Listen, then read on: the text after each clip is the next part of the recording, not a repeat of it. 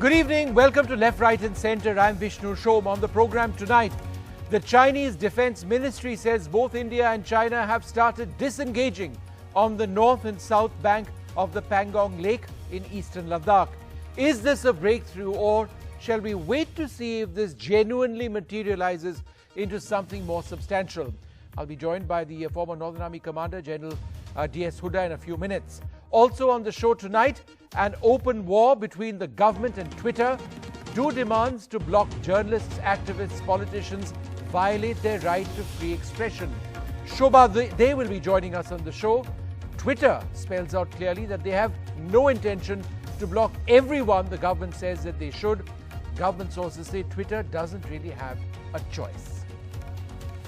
But the big story, the Chinese military statement, caught many of us not really expecting this. They've said, has the Chinese Defence Ministry, the Chinese and Indian frontline troops at the southern and northern bank of the Pangong Lake started synchronized and organized disengagement from the 10th of February. This move is in accordance with the consensus reached by both sides at the 9th round of China-India Corps Commander level meetings, which took place some time back. Well, let me go straight across to General Huda. Sir, is this too good to be true? No, I think, Vishnu, any disengagement that takes place must be looked at positively.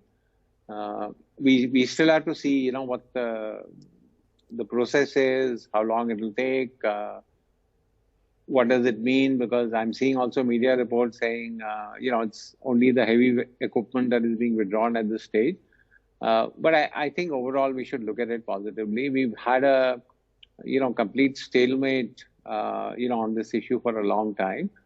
So anything, that breaks the stalemate, makes things move forward, I think it's a positive step. What are the, as we disengage in the north and the south bank of Pangong Lake, what do you believe as a military professional we cannot do? And I ask this because we sort of look at or have high ground under our control, the dominating heights. A lot of people would say that giving those up would be problematic. No, Vishnu, I think we should look at it in the overall context of, what has been happening over the last almost 10 months now. So, for sure, yes, leaving dominating heights on the Kailash range could be a tactical disadvantage.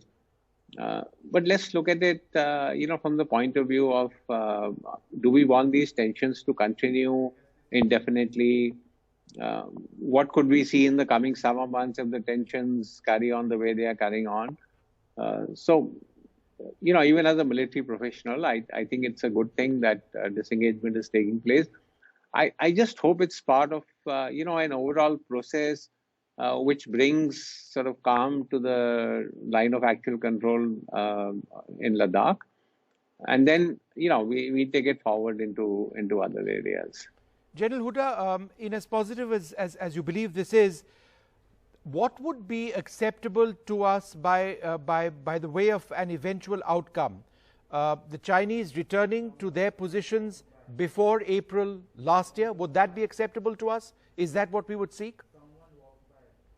So, Vishnu, I think we made our position very clear that it's a restoration of status quo ante, which means the Chinese have to go back to the positions that they were in April last year, which would also mean, Vishnu, giving up positions that we occupied after April. So I know there is a lot of talk about we've occupied these dominating heights, but to be fair on both sides, if we are looking at the Chinese going back to the positions that they had occupied prior to April, then we also occupied these heights on Kailash range after April, and therefore it would be fair to assume that, both sides restore the status quo. And as I said, I think it's a part of a confidence building measure, that obviously things can't go back to what they were, but at least it's a part of a process that gets some confidence building in place. If you are going to look at it with great suspicion, then I'm afraid, no confidence is going to get built up on both sides. General, I personally do see it with a great deal of suspicion. It almost seems to be too good to be true. And the reason I ask that is, what would the Chinese have achieved in the course of the last several months if they agreed to going back now? Did they not have territorial gains? Because if they didn't, or ambitions, because if they didn't, then it seems that all they did was to teach us some sort of a lesson. Would that be their goal? I think to start with, that was their goal. The way the line of actual control is, it's undefined, that we could put pressure on India. The fact that to some extent we have resisted it, I think it's untenable also for the Chinese, not only in the context of what we are seeing along the LAC, but in the context of the overall relationships bilateral relationships that exist on between the two countries. So, do they want hostility to constantly sort of snipe away at them along the LAC? Would they be thinking that they have achieved some of their aims, not achieved some of their aims? I think these are larger issues that both countries have to deal with. I think China would also have to deal with that. No, I think it is positive if it eventually results in peace. But obviously the Indian Army will not let this happen again. We will not be, in a sense, looking away. If the Chinese do move in with large numbers, we will be there and prepared. For sure, Vishnu. I think what has happened on the larger sort of issue, if you look at it, is not so much the fact that the Chinese have intruded in some areas. I think the larger issue is the breakdown of all confidence-building measures, the breakdown of all agreements, the breakdown of all protocols that has occurred along the line of actual control. And until these issues are handled in future, I think what we'll see is greater tension along the LAC for sure. Mm-hmm. You will see greater deployment of the Indian military. We are already talking about realigning almost one corps, to the northern front. So the suspicions will remain. I think these will take a long time to heal. Yeah, but as I said, Vishnu, in the beginning, I think we should look at it as a positive step. Whether it's too good to be true, I think will come out, subsequently. Yeah. All right, fair enough, General. I will change my my attitude somewhat. It would be huge if it does happen. Almost seems too good to be true, but let's hope there is peace. Everybody wants that. Thanks very much, General. We're going to move on now to our next focus. Twitter has been asked by the government to block 1,178 accounts for allegedly spreading misinformation on the farmer protests and provocative content, and said today the orders were inconsistent with Indian law and that for some accounts it would restrict access within India instead of an outright ban. In a blog listing the action it's taken, also conveyed to the centre today, Twitter noted that the values that underpin the open internet and free expression are increasingly under threat around the world. In an escalating confrontation, the government replied on KOO, K-O-O, which has been pitched as Twitter's Indian rival. But Twitter has made it clear, as far as blocking the accounts of journalists, activists and political leaders, in many cases where requests have recently been made, they won't do it. Well, joining us now, Tuhin Sinha, the BJP leader, Raman Chima is the Asia Pacific Policy Director of Access Now, and Sanjay Hegde, the Supreme Court lawyer. Mr. Sinha, what do you expect the government to seriously do at this stage? Well, in response to Twitter, if I may ask Twitter, does Article 19 of the Indian Constitution exempt certain individuals stated by Twitter from the provisions of law? Does Section 153A or Section 295A of the IPC exempt those individuals, whether they are activists, politicians, or journalists? So you need to understand that the Indian government has been exceptionally patient when it comes to freedom of expression. I can give you instances when people have wished death for the Prime Minister, Supratim Chatterjee, if I'm not mistaken. There are people who have abused the Prime Minister. Yeah, but there are people who abuse everybody, right? There are people who've abused Rihanna. There are people who've abused Kamala Harris's niece. There are people who abuse. The people who've abused me today also. People abuse on Twitter. That's an unfortunate reality. My point. Wishing death at a rally is a little different from abuse. I hope you would agree with that. Anyway, my larger point is that the government has been rather patient on that count, but when it comes to national security, you have been through the trauma of the 80s when, you've seen firsthand what the Khalistani terrorists have done to the country. Today, these wars are fought over internet. When there is definite information that there are certain actors which are stoking the Khalistan movement. So let me get a response. Rights. Right. Mr. Hegde, that a lot of people would say that response is valid, that there is a serious apprehension that some of these accounts may be linked to Khalistani activists, terrorists, call them whatever, and therefore they need to be blocked. Do you believe that that's a fair request from the government? Well, the fairness of the request is to be determined by Twitter, which is figuring out whether it wants to comply or not. You can dub anyone Khalistani. You can say that any speech is inciting riots. Now, if the government of India were to say that an Amul ad, for instance, is inciting the farmers, can it ask Twitter to shut down? So Twitter's position seems to be that we will abide by all lawful, reasonable requests. But there are bigger questions on freedom of speech. You know that I and Twitter have had a fight. Yeah, I know your account was closed down, which just raises the point. Why was my Twitter account closed randomly down? shuts down accounts? I don't know. Is it their software which is problematic or what? In your case, that's what happened, right? It was not the software. It was Twitter determining that they could shut down any account which they determined to be violative of their platform. So if it deliberately misread an anti-Nazi photograph to be a Nazi photograph, I had no recourse. And that's a machine that reads it in so many cases. Yes, so therefore I had to go to court. It's absolutely crazy. So my point is simply this. You cannot trust social media companies like Twitter, Facebook to be their own policemen. Equally, you cannot trust governments to be policemen of free speech because traditionally governments don't like free speech. What you need is independent regulation, fair regulators, and those would probably have to come from the courts.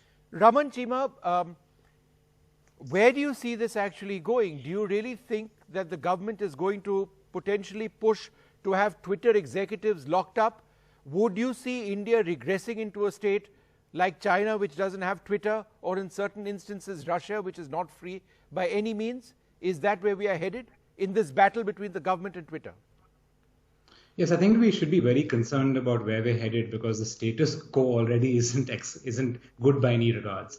I think we need to recognize the problems that exist in the Indian Republic. We have now nearly hundreds of now perhaps 1,000 plus instances of web content being asked to be blocked in this particular circumstance. We have seen websites being blocked in the past. And remember, all these orders are secret. You don't know what's there. You don't know the justification, which is the biggest concern, right? If a government is taking extraordinary steps that impact free speech and fundamental rights, the Indian Constitution says what they're doing may be permissible provided they meet certain tests. And those tests require orders to be public, so you can challenge them.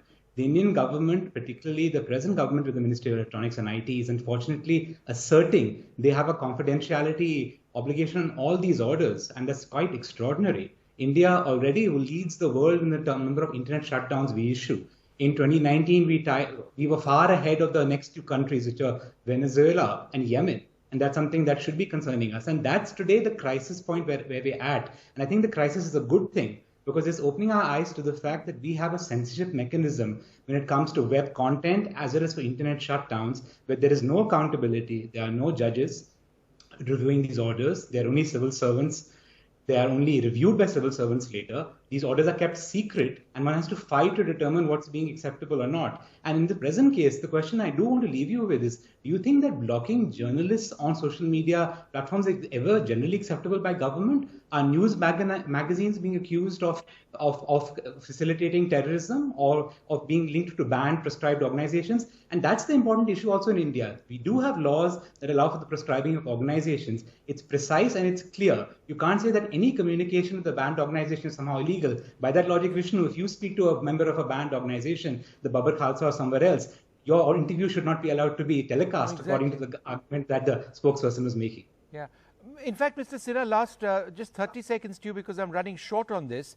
Twitter, you quoted a couple of the laws and you asked, and it's a valid question, that look, this is what the laws in India say. Who is Twitter to say that they will not listen to the laws? Twitter's interpretation is, and I quote from what they said today, "We do not believe that the actions we have been directed to take are consistent with Indian law, and in keeping with our principles of defending protected speech and freedom of expression, we have not taken any action on accounts that consist of news media entities, journalists, activists and politicians." So in other words, Twitter is saying, look, you can say what you want as government, but we believe you're wrong, and therefore it means they're willing to go to court for it. So is that where this is headed? It's a little rich on the part of Twitter to preach us provisions of Indian law, considering considering their own credibility is at stake. Look at the way they have. No, but why is it rich for Twitter to be teaching you law? You can disagree with you can disagree with Twitter, but why is it rich on Twitter's part to teach you law? Twitter's lawyers in India are Indians. The very fact that Twitter, the law is written in English, you can understand it irrespective of where you're from. The very fact that Twitter blocks Donald Trump based on its own judgment and holds him responsible for capital attacks shows its malafide intent. Did it wait for the courts to decide whether Donald Trump was responsible for the Capitol Hill riots? So the very fact that Twitter has been acting in an arbitrary manner shows that it has malafide intent. And Twitter is willing to back up its actions in court. Is that where this is headed? Sure, I mean, possibly yes. So that, yes. I think it's almost inevitable. I'd like to thank you all very much for being with us, because I've also got Shobha De, who's spoken to us about her views on this battle between Twitter and the government.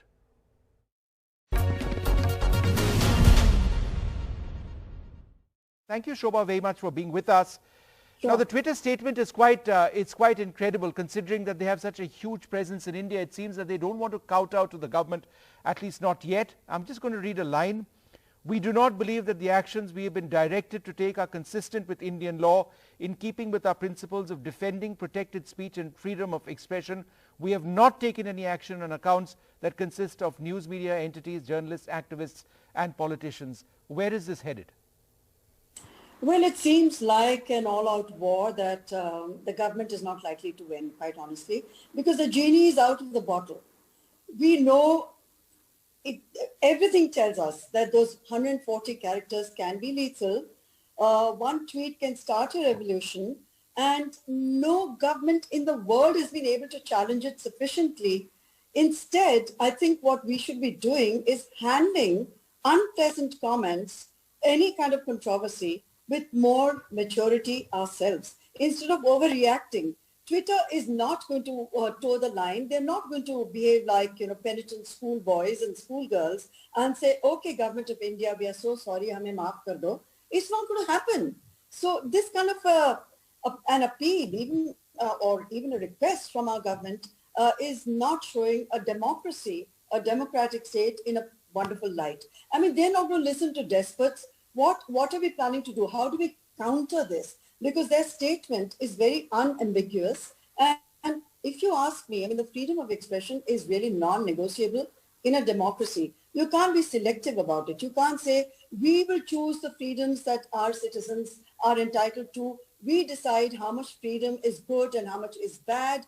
We decide what's harmful content, what is permissible, etc. So it's going to be a tough war, and they have taken a position. So let's see what we do next. We know how we reacted to the Rihanna tweet. Had we just ignored it, come on, it wouldn't have generated sort of worldwide mockery and lots of memes which we could have avoided by just ignoring an entertainer. She had her time. She There was one tweet and she probably moved on to something else. But there we were, the entire government machinery focusing on countering what she had said. Right. Why don't we deal with it with more sense? We were reacting to the sovereign republic of Rihanna. That's what we were doing. Yeah, absolutely. So Shobha, the news is that apparently you'll be moving to the new platform Coup. Is that correct? Absolutely not. I don't know who on earth has mentioned that. No, I'm joking. I'm being facetious. You're not, right? But it seems bizarre, doesn't it, that there would be a counter Twitter? It's crazy because, well, you can try it, and there may be a few extremely pliant people out there who are busy, following the government's diktat and using amicable tweets to make a point in the Rihanna controversy. Maybe they have shifted their account, but there's no question. I mean, Twitter is here to stay, whether we like it or not, and it's impossible to fight and wage a war against a powerful platform like this, which in their statements, they've talked about what they believe. It's their mission statement. Deal with it. Deal with it the best you can, or behave like the Chinese or behave like some other despotic countries. Tell your people, tell the citizens of India that, this is how it's going to be. And we are going to be selectively picking on accounts, people, journalists, public thinkers, public intellectuals who don't, play footsie with us. We are going to request Twitter to pull down their accounts, not let them tweet, etc. It's a war. No one's going to, the government is not going to win. Sorry. Shobha, there was a tweet earlier today, and I found the power dynamic in this tweets incredible. This was on a meeting which was supposed to be held between Twitter and the Ministry of Electronics and IT officials, where they've tweeted today, upon the request of Twitter seeking a meeting, the Secretary IT was to engage with senior management. In this light, a blog post published prior to this engagement is unusual. What I find bizarre is what stops a blog post from coming in the way of an engagement. It's like you meet us first, then you blog what you need to. Why can't it be the other way around? The whole thing, you blogged before you met me. That's terrible. You can't be doing that. That's what I'm trying to get at. And that's the drift of this tweet. It's really baffling because the whole management of this controversy or the crisis, as the government might like to call it, has been ham-handed and it's been completely clumsy. So I really don't know what they're planning to do next. You can't sit on your high horse and expect, Twitter or any other platform in the world to come around and say, okay, Government of India, we'll do as we are instructed by you. It doesn't work like that. But it's not just Twitter now, is it, Shobha? It's also YouTube, content put on YouTube. A lot of companies and Facebook, the dozens, not dozens, I'm sorry, the thousands of requests to take off content, not just what people type, but also video as well. Some of it very legitimate. That's not in debate. But a lot of it is utter rubbish. And yet, despite what the laws say, this is not just a trend, this is what the government does. In our country, more than any other country, perhaps. Yes, but the point is that either, it's like saying, it's about like the Lycra ad, either you have it or you don't. So it's like saying either we believe in freedom of expression or we don't. And where does one draw the line and who draws that line? It's going to be very hard to keep filtering and keep saying, okay, this is not okay. This is going to incite violence.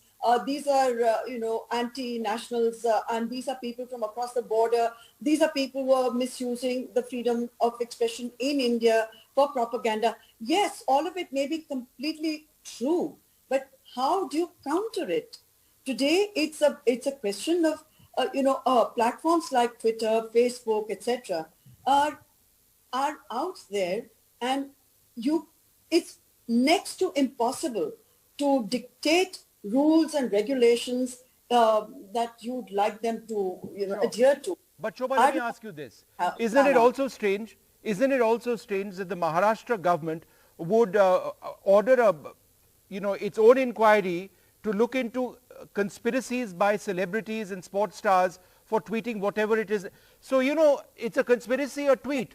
If you have tweeted something, it is a conspiracy. If I have tweeted something, it is a conspiracy. One government will go after you, another government will go after me. That's the state in India today. And that needs to be condemned also, what Maharashtra has done. Completely, because this is, selective targeting. And these are the very celebrities created by this very government in Maharashtra at some point or the other. The previous government, whoever has created a roster of celebrities who tweeted amicably, well, it's their right to do so. Who can tell a Sachin Tendulkar or a Lata Mangeshkar or any of them that, hey, listen, you have no business to be saying that and supporting what you did. It is, as much as we are defending freedoms, freedoms are for everybody.